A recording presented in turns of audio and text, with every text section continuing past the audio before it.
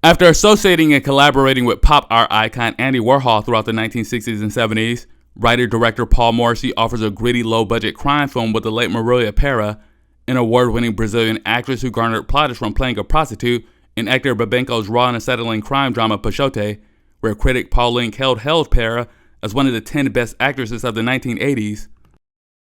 So the film opens with establishing shots on a Lower East Side Manhattan morning featuring characters a part of a Brazilian gang known as the Maceteiros.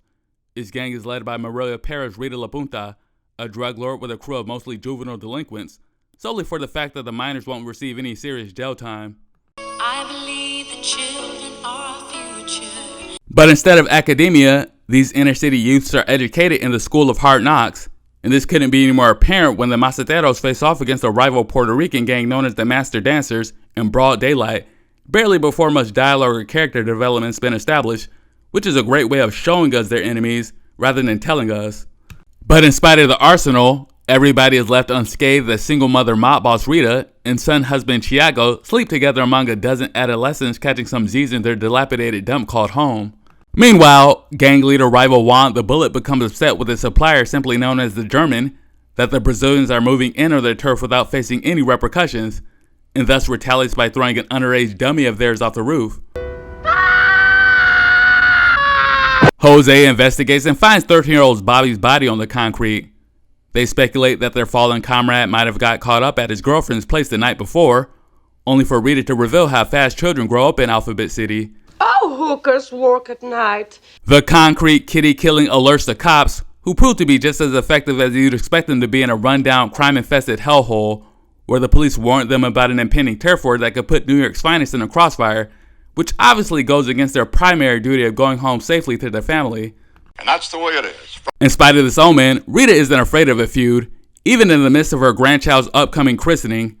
But baptism aside, La Punta books one of her many funeral arrangements as the gangster granny finally remembers Bobby in her own special way. I like it, Bobby. I loved him.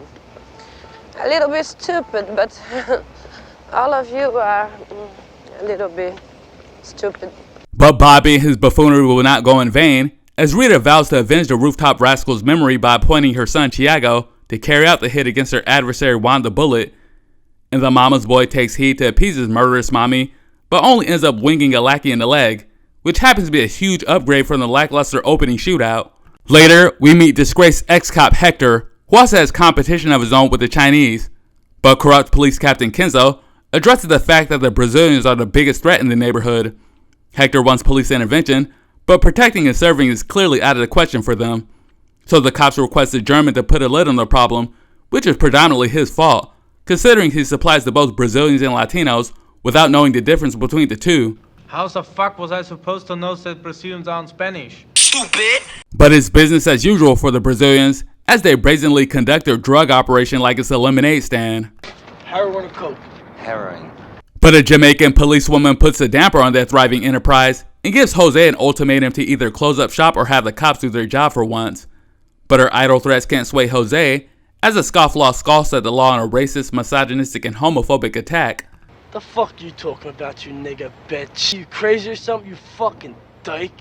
So the mean lesbian negress walks up to their tenement and barks out Captain Kenzo's orders for Thiago to meet the German uptown about business. But the domineering matriarch forbids her son husband to leave Alphabet City and expect the German to come at their doorstep instead. The German and his flunky arrive for a truce, but a defiant Rita balks at peace talks. Recalcitrant at the offer, Hector and the Ubermensch plot war with the Brazilians as love seemingly blooms between Thiago and the German's mistress Carol. With war waging, a master dancer known as Stingray bows out of the gang for the sake of his family's approval, which is an honorable quality. But the gang has their own honor as they penalize the ousted underling with a good thrashing and slashing. X marks the spot. But Stingray won't be the only one scarred, as the jealous German learns about Carol's interest with the lowlifes in downtown. You're going into the gutter, you know that. They live in fields, vermin, and shit. Despite his Aryan protests, the German's blonde, blue-eyed beauty joins Rita La Punta and the rest of the undesirables at her grandchild's christening. But the German's prejudice has merit, as Juan the Bullet crashes the festivities and plans for his henchmen to kill Rita, Thiago, and Carlos. The crime boss is as serious about these murders just as much as he is about proper hygiene. You fucking guys are so lame, man. I mean, are they lame or what? Washes his hands to take a piss.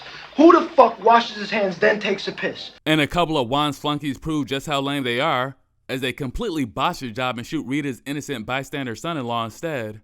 That was fucking awful shooting. But Juan the Bullet and the hygienic hype prove their mettle by executing 6 members of the Maceteros, mostly youngsters by the way. Oh, somebody please think of the children! The minor massacre is yet another L for the Maceteros, but Rita La Punta waits to make any rash decisions. But Carol, on the other hand, hastily chooses to ditch her debonair Deutsch dealer for some brain-dead Brazilian beefcake, which causes a stir with Rita, whose maternal instincts clearly border on Oedipo territory when it comes to losing her son to another woman. But she reluctantly accepts the blind blue-eyed devil and grants her son the blessing as Carol becomes an honorary Macetera.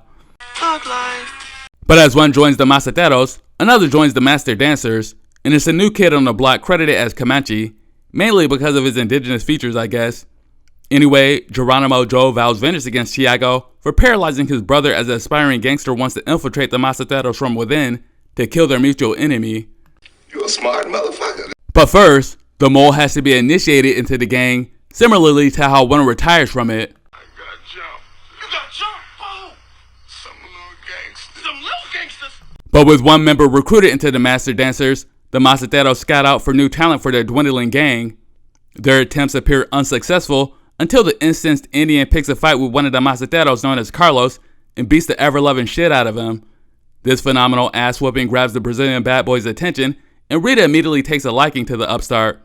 But like a masochist, Comanche has to endure more abuse before joining another gang. Later, the Maceteros have conman Comanche working as a pimp, while a couple of whores turn tricks outside in the same mattress like a pair of desperate exhibitionists. But while the dupe dancers have carnal knowledge on their minds, the Macetero harlots have malice aforethought as Tony ties their shoes together. And that's when the tricks are tricked when Tiago comes bombing down for a 2-on-1 hit and run, which eventually becomes one and done by the way, but a massive W from all the L's they've been taking. Everybody gets one. But after the morning mowdown, Tiago searches for more whippersnappers to recruit, while Carol contemplates a future with a young and dumb son without Mommy Macetero interfering. Though the Brazilian baby boy initially objects, he later acquiesces as he shaves and goes to one of Carol's favorite haunts outside of the alphabet. But if the adage, wherever you go, there you are, couldn't be clearer, one of Juan's master dancers shows up and kills yet another Macetero. Niggas get shot every day, B. The overbearing OG hears about it and seems more concerned about Carol driving a wedge between her and her loudmouth lummox than her legendary losing streak. But in spite of her crew falling apart like Tony Soprano's outfit in his last season, Rita still has faith in her struggle gang as she attempts to strike a deal with the German against the master dancers. Also, La Punta wants Carol out of the picture as they go clothes shopping for a trip to Rio de Janeiro between the pretty and privileged and the inner city imbecile. But it's all a double cross as the master dancers pull up, kill Carlos, and has the bamboozled Brazilian at gunpoint. And in a case of more chicanery, the cunning Comanche suffers a non-fatal gunshot wound to hide his cover as Rita and Carol are rounded up with the German waiting for Tiago to rescue one of the women in his life. But Juan ups the ante by sending a message to the Maceteros by killing an extra and dropping him across the street from their headquarters. You want the white bitch, fuckhead? You want your mama too? Then come get the bitches! Under supervision of Tiago's mother and lovers, the homicidal hygienic hype shooting up horse, which is a stark contrast from the Maceteros who are strictly prohibited from using. And it's a wise policy considering reckless drug abuse leads to impaired judgment calls like this. Only a no-brain spick would do something like this. Rita escapes from Smackhead watch, but is quickly captured in yet another epic fail. But rescue is on the way as the inside man has inside information about the master dancer's headquarters.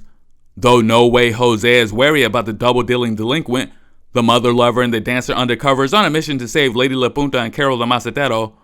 But the false Latero uses his injury as an excuse to not tread any further, and that's when Tiago pushes the two-timing thug to finally face his fears. Bye-bye, dickhead. With one master dancer down, Tiago manages to take down 2 more, proving he's not as dumb as he looks. But stupid is as stupid does, as the Brazilian brute walks right into the trap as they predicted. But like any gloating antagonist, they revel in their hubris instead of executing their enemies expeditiously. And Juan the Bullet makes the most boneheaded blunder of all to have Rita hold a gun to kill Carol. Only a no-brain spick would do something like this. And thus begins the dancer's downfall, as well as Carol's habit of flirting with danger. I must look like hell. Juan flees from the fire and tries to live up to his name in his last moments. But in a surprise, Jose gets his way and finally kills Juan the Bullet once and for all. You know I want to kill Juan. With his plot in turmoil, the German tries escaping punishment like his people at the end of World War II. But instead of fleeing to Brazil, Brazil comes for the German as Adolf Hitler's war crimes finally catch up to him.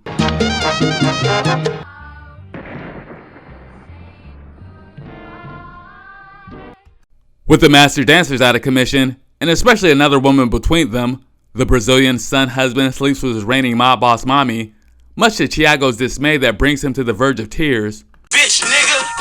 And that's it, it's over. Although a critic called his post-Warhol films insignificant at best and downright awful at worst, Paul Morrissey claims Mixed Blood is one of his favorite films along with 40 Deuce, a previous collaboration with co-writer Alan Bowne, who died of age-related complications at the age of 44. Despite the naysayers, the movie is highly entertaining with assorted characters and outlandish scenarios, which the director states couldn't be further from the truth, as much as the action he claims is ripped from the headlines of the New York Times. But in spite of all this praise, the movie isn't without its flaws. I get that campy movies require overacting or underacting, but Richard Ulacia is abysmal as a one-dimensional lout who shouts each and every one of his lines like he's yelling across a football field. Don't like him when it's clean, it feels steady. Tonight you sleep with the boys. Where's the go? I want, that's the one. I don't know, he's new, I don't like him. Don't talk bad to me, I don't like it. Do you know Juan the Bullet? What do you mean? Don't leave the alphabet. Why don't you say I'm slow? I don't like that.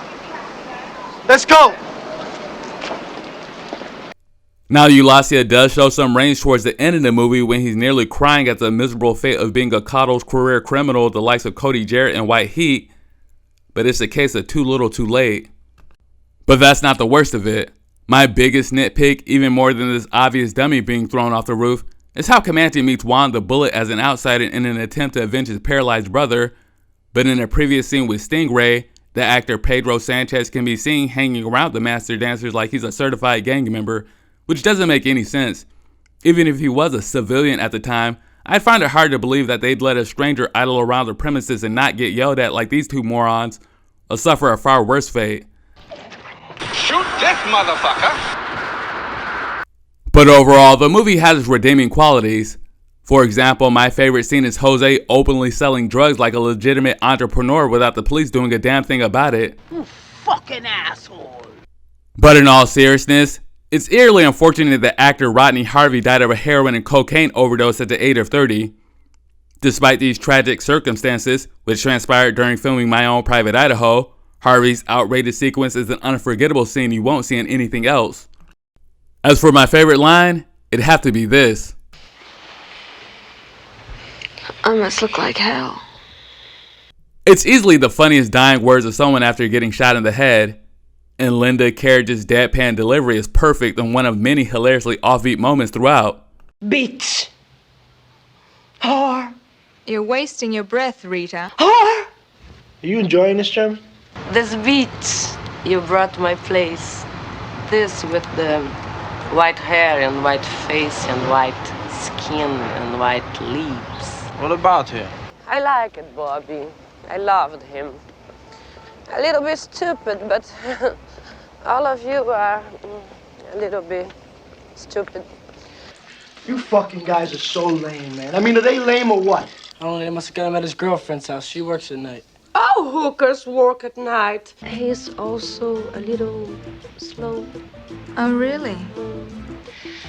I'm never sure who was his father, but perhaps he was not so smart. But altogether, it's a gritty, irreverent, and raucously wild film that you'll ever see about the 1980s drug trade. Even Tony Montana has standards of no woman, no kids, but anything seems to go in the drug war between the Maceteros and the Master Dancers in Alphabet City. Even to this day, on-screen child violence in TV and film is still very shocking and controversial for American sensibilities, but Mixed Blood's transgressive tone seems to be politically incorrect about everything, including race, sexuality, capitalism, and the American justice system. As for the acting, much of the main cast are fine in their respective roles, such as Warhol superstar Geraldine Smith, Rodney Harvey, and Marcelino Rivera, who passed away a few years after its release at the age of 45. But the standouts are easily Angel David as Juan the Bullet and Marília Pêra as Rita La Punta. David effectively plays the ruthless villain you love to hate against Pêra's tough, no-nonsense matriarchal adversary in this multicultural fusion with Spanish and Brazilian flavor. If you're interested in this crime gem, I'd recommend you watch other Queenpin crime films like Dread, starring Lena Headey as ex-prostitute turned drug lord Madeline Mama Madrigal, Animal Kingdom, starring an Oscar-nominated Jackie Weaver as Australian crime matriarch Janine Smurf Cody, Cleopatra Jones starring two-time Oscar winner Shelley Winters as a drug lord called Mommy, and in TV Queen of the South, starring Alicia Braga as Teresa Mendoza, another drug queenpin played by a Brazilian actress who famously made her debut in City of God, another film involving poverty, street gangs, and dangerous juveniles. Well, that about does it for me.